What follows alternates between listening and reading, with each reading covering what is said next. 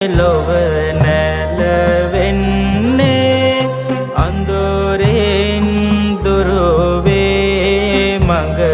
එළිවෙන්නේ සසරෙන් ගැලවේ එතෙර දකින්නේ සාදු තුම් සද හම් නම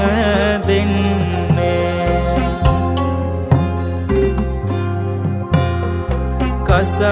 කසාවතින්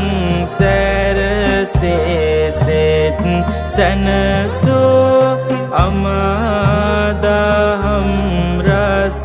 වදනෙන් නැලවෝ